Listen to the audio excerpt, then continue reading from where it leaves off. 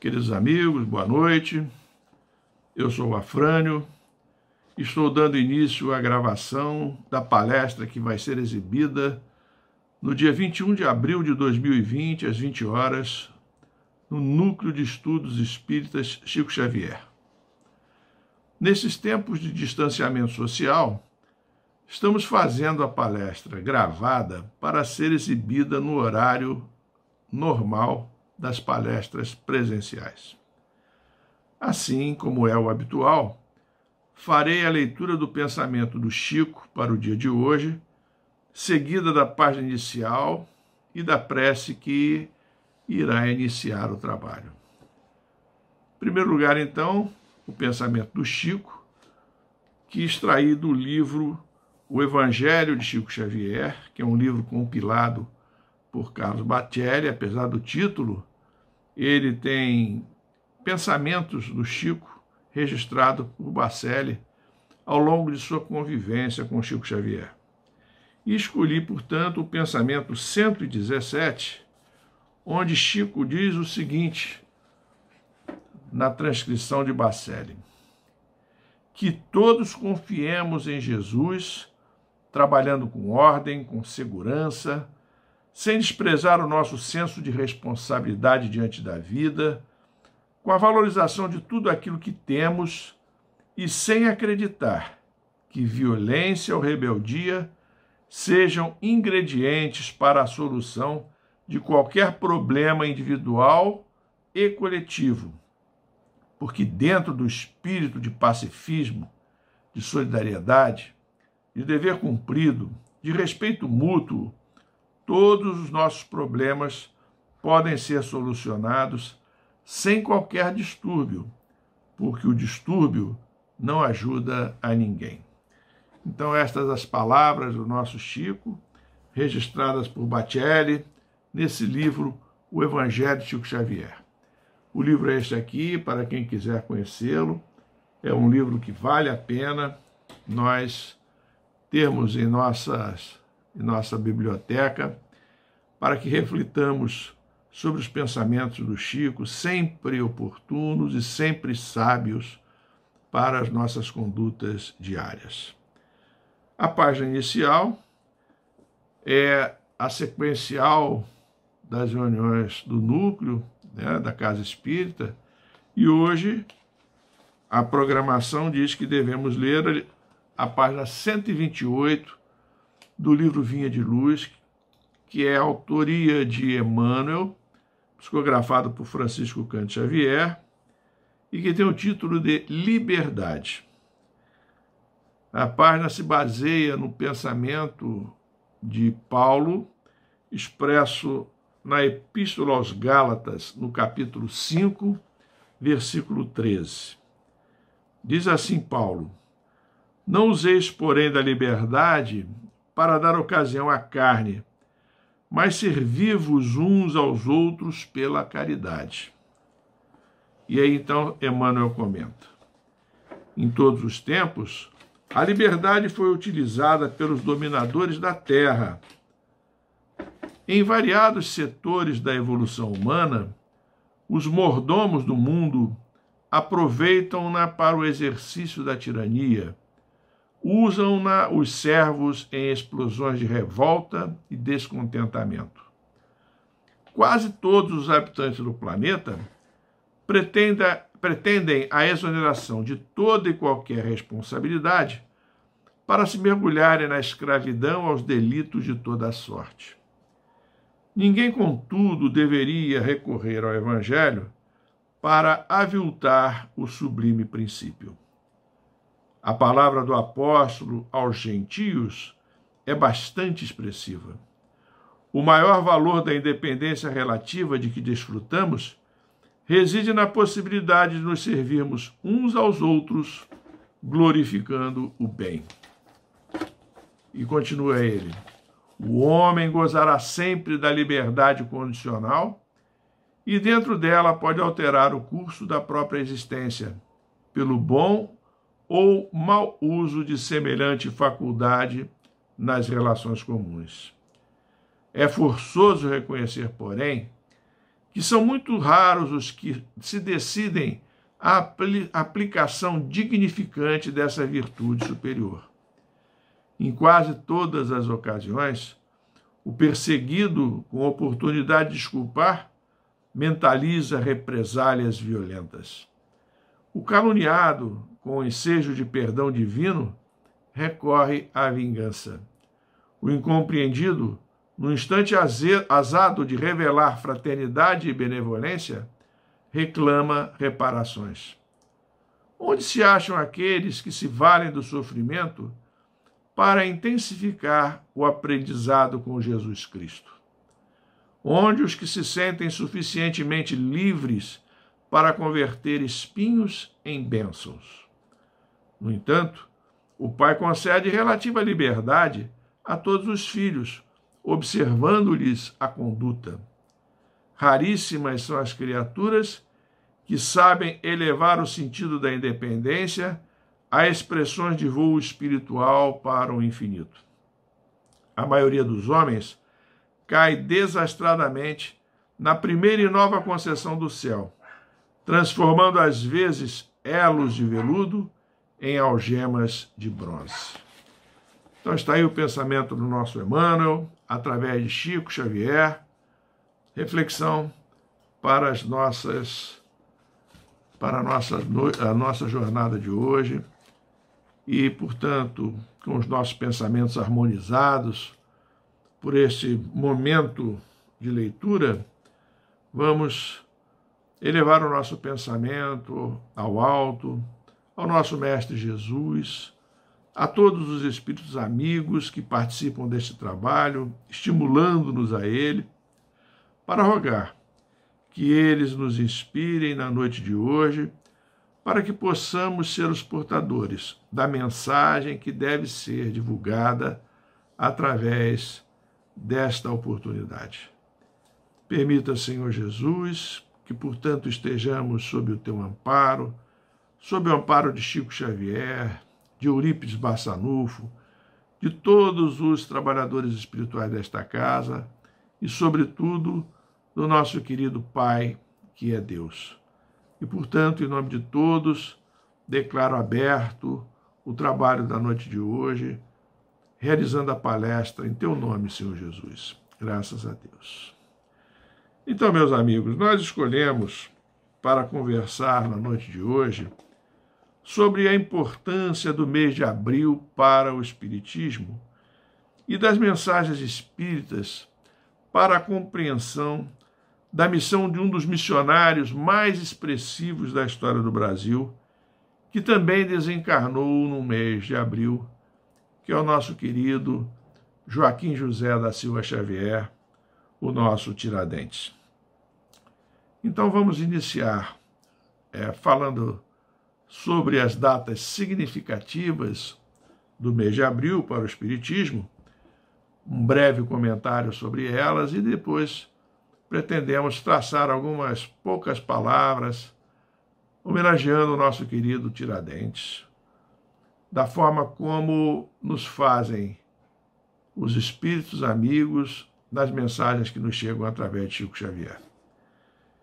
Então é importante nós fazermos essa apresentação do mês de abril, porque sabemos que foi no dia 18 de abril de 1857, em Paris, na França, portanto, há alguns dias atrás, que nós comemoramos os 163 anos do lançamento de O Livro dos Espíritos. Né? Nosso querido Allan Kardec surgiu em 18 de abril de 1857, ao apresentar O Livro dos Espíritos à sociedade parisiense. Nós dizemos que Allan Kardec surgiu porque até então conhecíamos o professor francês Hippolyte Léon Denisard Rivail, que se interessou pelos fenômenos que suscitavam a curiosidade da sociedade francesa e acabou por descobrir que, na verdade, toda aquela curiosidade devia-se à atuação de espíritos através de fenômenos que hoje nós sabemos serem fenômenos espíritas. né? Então, Allan Kardec foi o pseudônimo escolhido por Hippolyte Léon Denis Rivail para justamente trazer isenção à obra que estava sendo lançada. Porque se Hippolyte Léon Denis Rivail era conhecido na sociedade francesa, Allan Kardec era totalmente desconhecido. De maneira que a obra se impôs pela força das suas ideias e não pelo nome daquele professor tão conhecido na sociedade francesa. Importante, portanto, o mês de abril, lembrar sempre que 18 de abril foi o lançamento do Livro dos Espíritos. Em segundo lugar, podemos lembrar que também no mês de abril, no dia 1º de abril de 1858, Allan Kardec fundou em Paris a Sociedade Parisiense de Estudos Espíritas, que foi praticamente o primeiro centro espírita fundado no mundo, né? Essa sociedade parisiense, mais tarde chamada Sociedade Espírita de Paris, ela foi realmente o primeiro centro espírita, porque nela se reuniam os primeiros espíritas para discutir a doutrina e nela vieram, através dela, os médiuns que frequentavam-na, puderam trazer as mensagens espíritas, principalmente aquelas que se encontram registradas no livro O Céu e o Inferno. Também em abril, em 15 de abril de 1864, podemos dizer que o Evangelho segundo o Espiritismo foi lançado. Inicialmente, o Evangelho segundo o Espiritismo não tinha este nome. A primeira edição tinha o nome de Imitação do Evangelho. Este era o nome atribuído por Allan Kardec. Imitação do Evangelho. E a partir da segunda edição, em 1865, aí sim a obra passa a ter o nome de O Evangelho segundo o Espiritismo. Esse nome Imitação do Evangelho tem uma analogia com uma obra que existia, né, na época de Kardec, que era justamente Imitação do Cristo, uma obra cristã, né, que tinha esse título e que certamente sugeriu a Kardec, uma obra conhecida, Imitação do Cristo, pudesse ter servido então de ideia para a obra nova que estava sendo lançada em 1864, Imitação do Evangelho. Também num dia de abril, no dia 2 de abril de 1869, Kardec, que desencarnou em 31 de março de 1869, teve o seu corpo sepultado em Paris. Não no cemitério de Père-Lachaise, como muitos pensam, mas no cemitério de Montmartre, que é o mais antigo de Paris. Na verdade, o corpo de Kardec foi exumado um ano depois, em 29 de março de 1870, e aí sim os seus restos mortais foram transferidos para o cemitério de Père-Lachaise, o mais importante de Paris, em 31 de março de 1870, portanto, um ano depois. Portanto, em 2 de abril de 1869, 2 dias depois do desencarne de Kardec, o corpo dele foi sepultado em Montmartre, e não no Père-Lachaise, onde se encontra até hoje, no dolmen que foi mandado construir pelos seguidores de Kardec. O dolmen é uma espécie de monumento druida, né? E Kardec, então, teve seus restos mortais depositados nesse monumento druida, que aqueles que visitam Paris podem conhecer, porque é realmente uma das sepulturas mais visitadas de Paris. Não poderíamos também deixar de registrar, importante para todos nós, principalmente para nós que participamos eventualmente dos trabalhos desta casa, Núcleo de Estudos Espírita Chico Xavier, e também no 2 de abril de 1910, nascia em Pedro Leopoldo o médium Francisco Cândido Xavier, patrono desta casa. Finalmente, vejam vocês, meus irmãos, quantas datas importantes ocorridas no mês de abril e, portanto, importantes para o Espiritismo. Qualquer uma dessas datas, por si só, daria uma palestra, por isso estamos fazendo breves comentários. E, portanto, num dia 11 também de abril de 1900, 11 de abril de 1900, desencarnava Adolfo Bezerra de Menezes Cavalcante, o nosso querido médico dos pobres, que foi 2 vezes presidente da Federação Espírita Brasileira, que foi aquele espírita que serve até hoje de referencial para todos nós, esse espírito amigo, amado por todos, que continua nos ajudando a trilhar as dificuldades da trilha que escolhemos na presente encarnação para fazermos a nossa evolução espiritual. Então, Adolfo Bezerra de Menezes desencarnou no dia 11 de abril de 1900. Também, em abril, no dia 12 de abril de 1927, também na França, em Tours, uma cidade do interior da França, desencarnou Leon Denis, escritor e filósofo espírita, que foi um dos grandes impulsionadores da doutrina espírita. Depois da morte de Kardec, coube a Leon Denis levar à frente a doutrina espírita em toda a sua pureza doutrinária. Ele foi tão importante na sua atuação que já quase no final da vida, em um dos congressos espíritas realizados, Leon Denis tomou a defesa do espiritismo contra aqueles que pretendiam fazer alterações no conteúdo deixado por Kardec, sob a alegação de que precisava de atualização.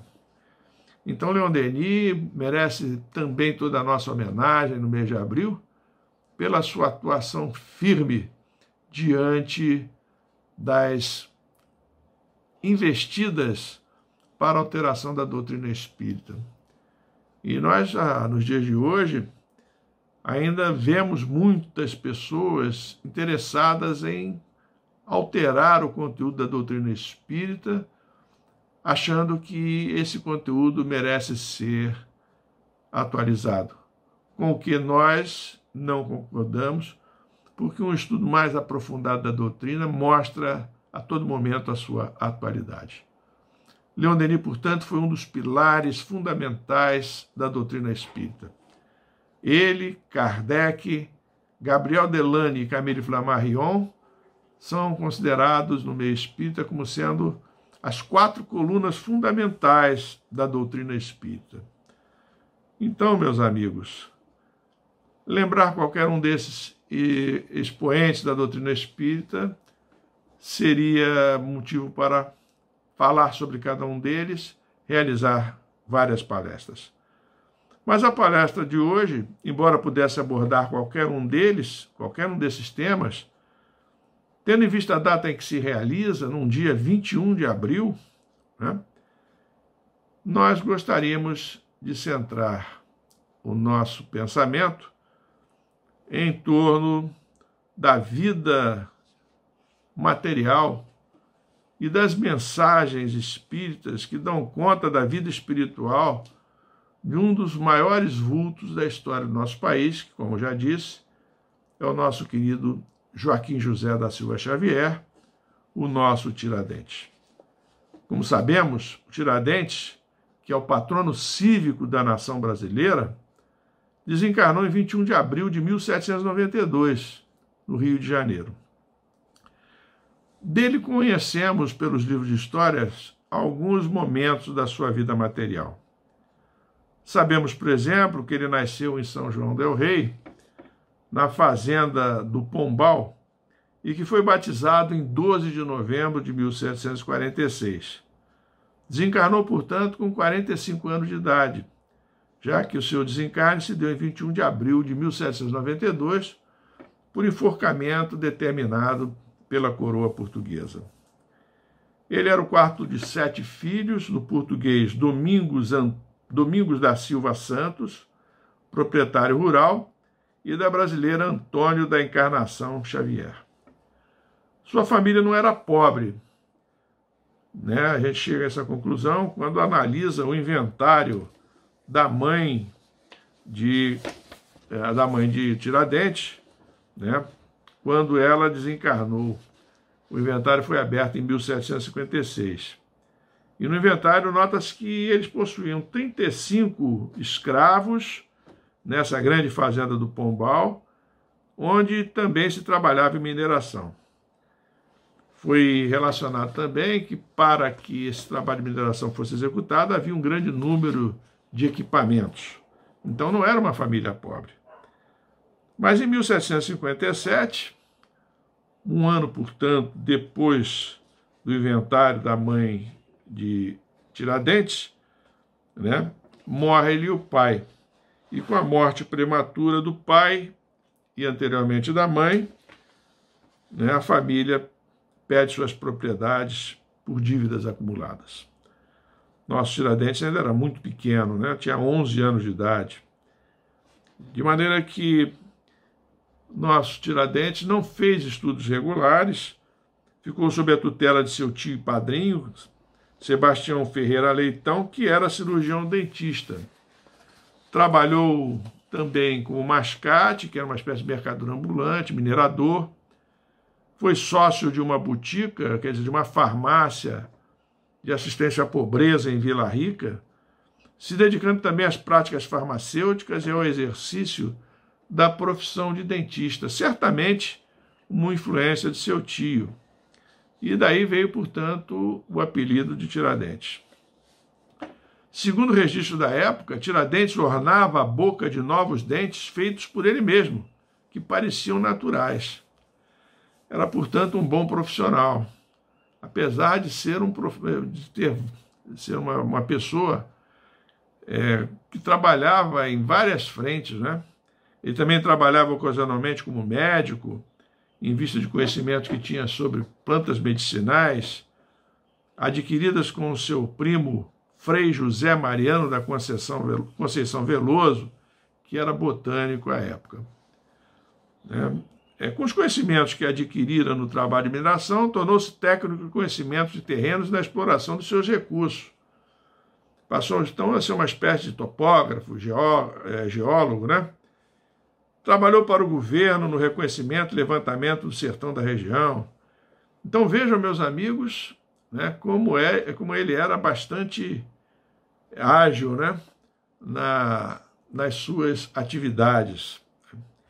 Em 1780, já com aproximadamente 34 anos, ele resolveu se alistar no Exército e foi para a tropa da Capitania de Minas Gerais. Em 1781, foi nomeado comandante do destacamento de Dragões na Patrulha do Caminho Novo, uma estrada que servia de rota para o escoamento da produção mineradora da Capitania Mineira, Capitania de Minas Gerais, até o Porto do Rio de Janeiro. Teve uma atuação destacada porque prendeu salteadores que atuavam na região. E esse trajeto que ele fazia de Minas para o Rio de Janeiro foi proporcionando a ele se aproximar de grupos, né, inclusive de famílias, membros de famílias abastadas, que criticavam o domínio português sobre o domínio português, né? Então, a partir daí, ele começou a se interessar por essas ideias que vicejavam nesta época na Europa. A gente sabe que no momento em que o nosso Tiradentes viveu, a maior parte dos estudantes das faculdades francesas eram oriundos aqui do Brasil. Há uma estatística, inclusive, de cada 10 alunos, 8 eram aqui das diversas famílias abastadas que estavam aqui sediadas no nosso Brasil.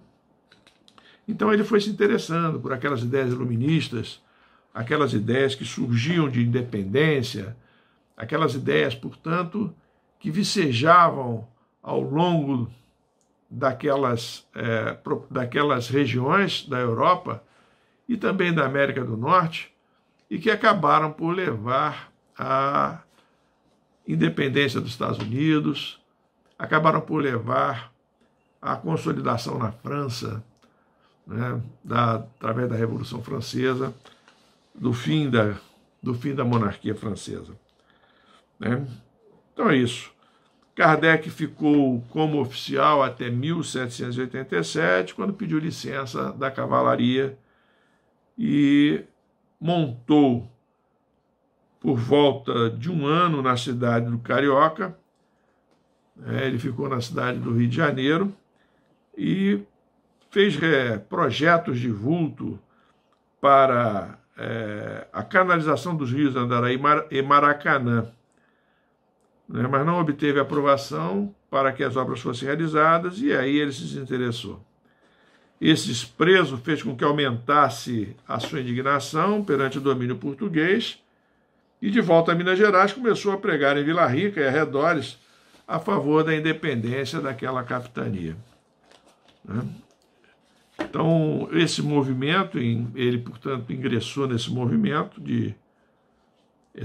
que buscava a independência do Brasil, né? E esse movimento ideológico, né, ele se consolidou com essas ideias que eram trazidas da Europa por aqueles filhos de famílias abastadas que regressavam dos cursos que lá faziam. Além dessas influências externas, fatores mundiais e religiosos contribuíram também para a articulação na capitania de Minas Gerais. Com a constante queda da receita institucional devido ao declínio da atividade mineradora, a coroa portuguesa resolveu, em 1789, aplicar o mecanismo da derrama para garantir o que as receitas oriundas do quinto, imposto português, que reservava um quinto, quer dizer, 20%, de todo o minério extraído no Brasil para o Reino de Portugal. Né? Então, aquelas elites mineiras tinham que pagar 20% de tudo aquilo que arrecadavam na mineração para a coroa portuguesa. E houve um decréscimo na produção dos minérios, e aí, então, o governo português decretou a derrama, que era uma medida administrativa que obrigava os mineradores a cobrir com suas posses, inclusive sob ameaça de violência, tudo o que faltava na quantia do quinto. Isso significava que o rombo provocado no pagamento do imposto à coroa, resultante do declínio da mineração, acabou tendo que ser pago com outras formas de obtenção de dinheiro, como pedágios cobrados sobre o uso das estradas, entrega de escravos, etc. Todos eram forçados a pagar a derrama. Isto afetou especialmente, é óbvio, as elites mineiras. Então, isso é que aconteceu. Ameaçados pela derrama com uso de violência, os inconfidentes, entre eles do tenente-coronel Francisco de Paula Freire de Andrade, os poetas Cláudio Manuel da Costa, Tomás Antônio Gonzaga e Alvarenga Peixoto, além de Joaquim José da Silva Xavier, o Tiradentes, marcaram um levante para a ocasião da derrama de 1789. Porém, em 15 de março de 1789, a trama foi delatada aos portugueses pelo coronel Joaquim Silvério dos Reis, pelo tenente-coronel Basílio de Brito Malheiro do Lago e Inácio Correia de Pamplona, em troca do perdão de suas dívidas com a Fazenda Real. Ao tomar conhecimento da conspiração, o Visconde de Barbacena, então governador da capitania de Minas Gerais, enviou Silvério dos Reis ao Rio para apresentar ao vice-rei, que imediatamente abriu uma investigação, chamada de Devassa, no dia 7 de maio de 1789. Avisado, Tiradentes escondeu-se em casa de amigos no Rio de Janeiro, mas, desejando saber em que termos iam as coisas, pediu ao padre Inácio de Lima que procurasse pelo amigo, entre aspas, podemos dizer assim, Silvério dos Reis, que no dia 9 de maio contou ao vice-rei que sabia quem conhecia o paradeiro de Tiradentes. No dia seguinte, o padre Inácio foi apresentado ao palácio e ameaçado para entregar Tiradentes.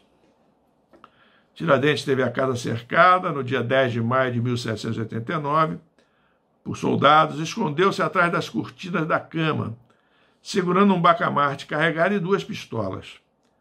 No entanto, quando os soldados invadiram o quarto, descoberto, Tiradentes integrou-se pacificamente, acreditando que talvez houvesse chances para a revolução mesmo sem ele. Presos todos os inconfidentes, aguardaram durante quase 3 anos pela finalização do processo. Então, eles ficaram presos desde 10 de maio de 1789 até abril de 1792.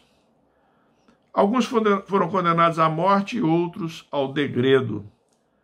No entanto, algumas horas depois da condenação, por carta de clemência, Dona Maria I, que era a rainha portuguesa, fez com que todas as sentenças fossem alteradas para degredo, exceto apenas para Tiradentes, que continuou condenado à pena capital. Porém, não por morte cruel, como previam as ordenações do reino, mas por enforcamento. Além de Tiradentes, também morreu no episódio Cláudio Manuel da Costa, que não teve a serenidade necessária para esperar a decisão governamental e acabou suicidando-se. Os réus foram sentenciados pelo crime de lesa majestade, definida pelas ordenações afonsinas e filipinas como traição contra o rei. Tiradentes foi o único conspirador punido com a morte por enforcamento, por ser o inconfidente de posição social mais baixa, haja vista que todos os outros ou eram ricos ou detinham patente militar superior. E assim, na manhã de sábado, 21 de abril de 1792, Tiradentes percorreu em procissão as ruas do centro do Rio de Janeiro, no trajeto entre a cadeia pública e onde fora armado o patíbulo no antigo Largo da Lampadosa. Tiradentes, então, passou a história como patrono cívico do Brasil, patrono das polícias militares e polícias civis dos estados. E desde o advento da República no Brasil, em 1889, é considerado herói nacional. O dia da sua execução, 21 de abril, é feriado nacional, e a cidade mineira de Tiradentes, que se chamava Vila de São José do Rio das Mortes, foi renomeada em sua homenagem. Seu nome está inscrito no Livro dos Heróis da Pátria desde 21 de abril de 1992. Bem, meus amigos, até aqui falamos tão somente dos episódios conhecidos da vida de Tiradentes, episódios que todos nós conhecemos ao longo dos nossos estudos escolares, quando frequentávamos os bancos escolares alguns anos atrás. E alguns até talvez estejam agora frequentando os bancos escolares, e essa é a história oficial que certamente será passada a todos. Mas o importante é que conheçamos também a história da vida espiritual de Tiradentes, porque aqui a gente só falou da vida material. A vida espiritual de Tiradentes está relatada pelo menos em 2 livros muito importantes, psicografados por Francisco Cândido Xavier, no início do seu exercício mediúnico, na década de 30 ainda, no século XX. Né? Um desses livros, Crônicas de Além-Túmulo, é um livro escrito por Humberto de Campos, aquele célebre escritor, membro da Academia Brasileira de Letras. O nosso Humberto de Campos escreveu um livro chamado Crônicas de Além-Túmulo, e esse livro foi editado pela Federação Espírita Brasileira em 1937. É um livro, meus amigos, que vale a pena ler, porque traz vários episódios que nos remetem à história que normalmente nos é trazida, não apenas da história do Brasil, mas outros episódios da história mundial, né? E a gente vê pelo lado espiritual, como devemos entender esses episódios históricos. Então, nesse livro, num capítulo intitulado Tiradentes, né, uma mensagem de 21 de abril de 1937, o nosso Humberto de Campos narra que todos os anos se realiza uma espécie de uma assembleia, né? Diz ele assim, ó, todos os anos, aqueles que podem excursionar pela terra volvem às ruínas de Ouro Preto, né? Ouro Preto que antigamente era Vila Rica, a fim de se reunir entre as velhas paredes da casa humilde do sítio da Cachoeira, trazendo sua homenagem de amor à personalidade do Tiradentes. Então, hoje, 21 de abril de 2020, certamente estes espíritos amorosos, amigos de Tiradentes, que com ele participaram das tratativas para que a independência ocorresse, se reúnem para relembrar aqueles momentos que passaram juntos nesse sítio da Cachoeira.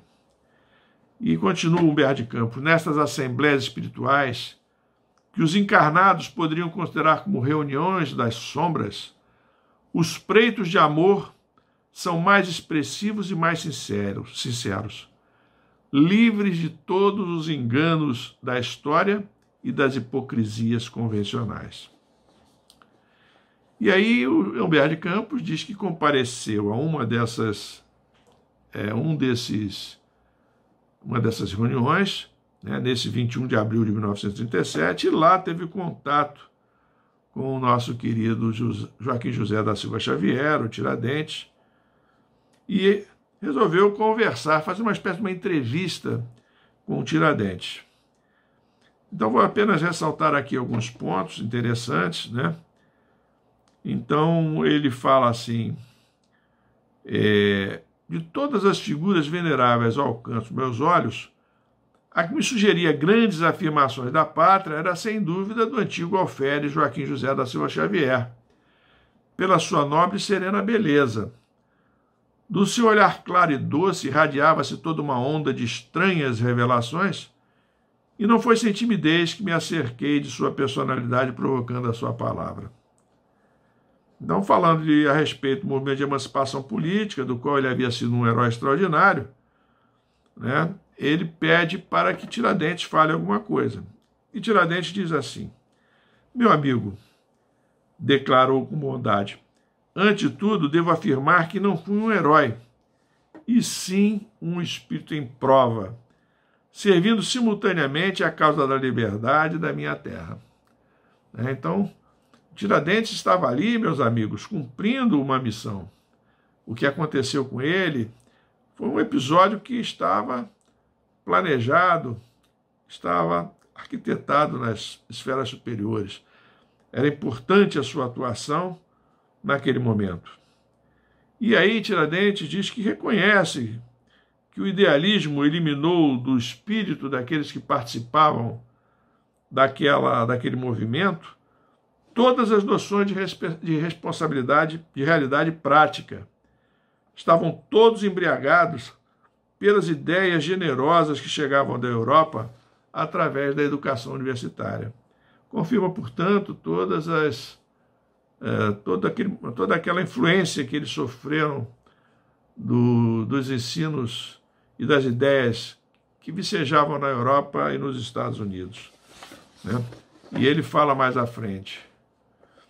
E o nosso Humberto de Campos pergunta, nada tendes a dizer sobre a deserção de alguns dos vossos companheiros? Pergunta Humberto de Campos. Ele diz, hoje, de modo algum, desejaria avivar minhas amargas lembranças.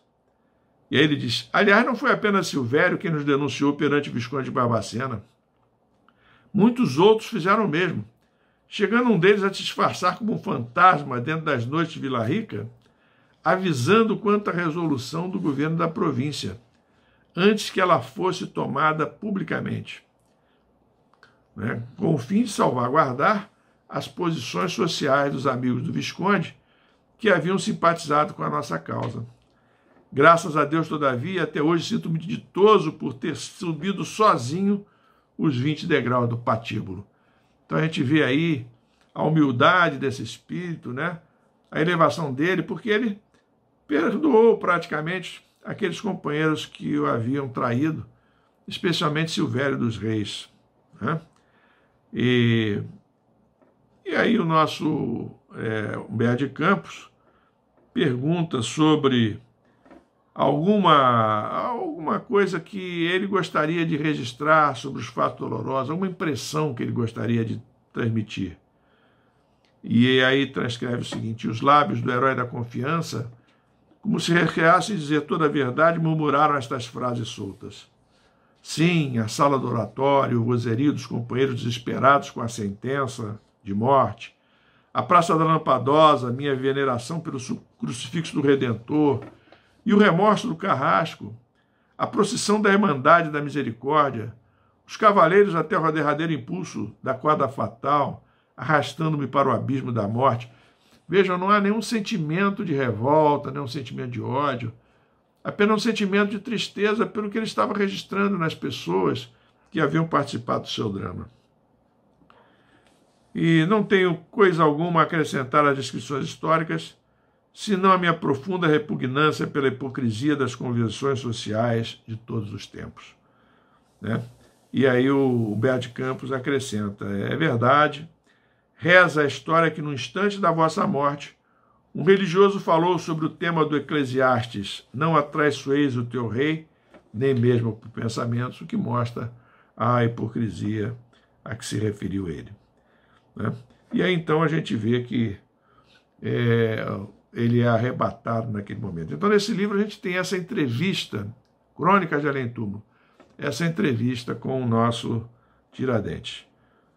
E já nos aproximando do fim do nosso estudo da noite de hoje, a gente vê então as características do nosso Tiradentes, né?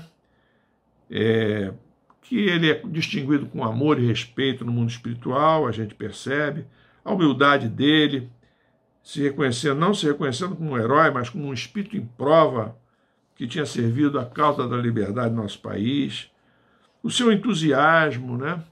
Que fez com que ele não percebesse que o momento não era o adequado, eles não estavam preparados para levar à frente aquele ideal de liberdade, né? A consciência de que Silvério dos Reis não era o único desertor e, portanto, ele não tinha nenhum tipo de sentimento,